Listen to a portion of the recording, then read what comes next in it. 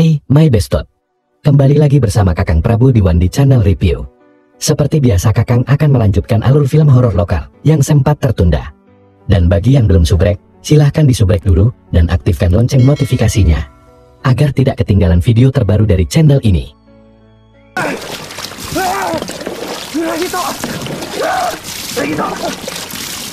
Di part sebelumnya kita diperlihatkan si Minto yang sedang mengguyur si Reja yang kepanasan akibat mendengar suara adzan.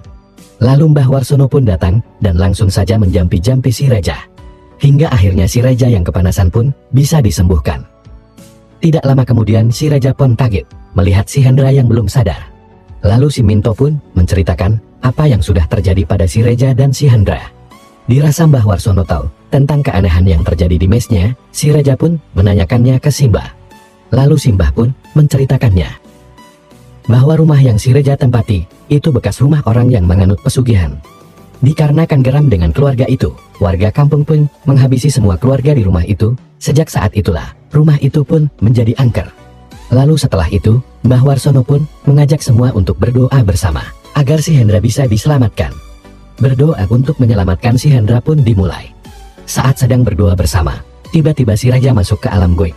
Dia pun melihat si Hendra yang ketakutan. Lalu dia pun mencoba untuk menenangkan si Hendra. Tidak lama kemudian, ada sesosok hitam yang datang. Sontak saja si Hendra pun sangat ketakutan dengan sosok itu. Lalu sosok jurik itu pun membawa si Hendra. Si Raja pun tidak bisa berbuat apa-apa saat sosok itu membawa si Hendra. Simbah pun memberitahukan bahwa jurik itu tidak mau mengganti persembahannya. Sontak saja si Reja dan si Minto pun sangat bersedih saat tahu si Hendra tidak bisa diselamatkan. Singkat waktu mereka pun sudah di mes, lalu si Minto pun bertanya ke si Reja tentang kematian si Hendra, apakah ada hubungannya dengan ritual yang si Reja lakukan di gua itu. Lalu si Reja pun menjelaskan apa saja yang dia lihat di sumur keramat itu. Namun si Reja beranggapan bahwa kematian si Hendra mungkin saja terkena gigitan binatang beracun. Sontak saja si Minto yang kesal karena si Raja masih tidak percaya setelah keanehan yang mereka alami pun langsung memukulnya.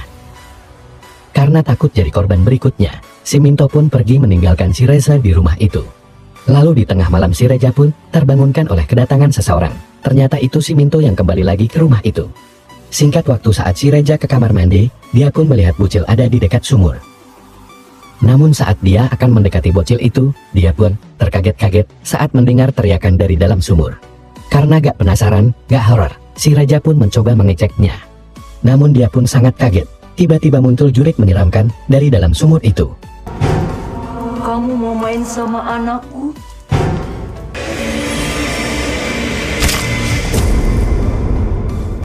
Sontak saja si Raja yang sangat ketakutan pun bergegas pergi. Lalu saat dia akan memberitahukan ke si Minto, dia pun sangat kaget melihat si Minto yang sudah menjadi jurik dan menjadi penunggu di rumah itu. Lalu dia pun berniat memberitahu Mang Dikin. Namun Mang Dikin tidak bisa melihatnya. Sontak saja si Raja pun sangat menyesal, karena demi kepenasarannya, teman-temannya modar menjadi tumbal. Singkat waktu di keesokan harinya, si Raja yang mendapatkan kabar bahwa ayahnya masuk rumah sakit. Si Raja pun memutuskan untuk pulang. Singkat waktu dia pun sudah sampai. Betapa sedihnya dia melihat ayahnya sudah tidak bernyawa lagi. Dia pun mengira ayahnya seperti itu karena menjadi tumbal. Lalu kita diperlihatkan ke pacarnya si Reja yang berpamitan pulang singkat waktu. Ibu si Reja pun menceritakan bahwa ayahnya telah lama sakit dan diprediksi dokter bahwa umurnya tidak lama lagi. Sontak saja si Reja yang mendengarnya pun langsung kaget. Karena ayahnya meninggal bukan menjadi tumbal. Lalu dia pun teringat dengan pacarnya. Karena mungkin saja tumbal ketiga itu pacarnya. Dia yang takut pacarnya menjadi tumbal, dia pun bergegas menyusul pacarnya itu. Namun dia pun harus terhenti akibat ada kecelakaan. Lalu si Reja pun melihatnya. Betapa syoknya dia saat tahu bahwa korban dari kecelakaan itu adalah pacarnya. Si Reja pun sangat bersedih melihat pacarnya sudah modar tergencet truk. Singkat waktu 3 bulan kemudian, si Reja yang sudah terbiasa dengan kemampuannya melihat juri pun pergi ke warung bakmi yang dulu pernah makan bersama pacarnya. Ternyata benar saja yang dikatakan pacarnya itu, bahwa toko itu peki penglaris. Dan si Reja yang sudah terbiasa melihat juri pun tidak merasa heran.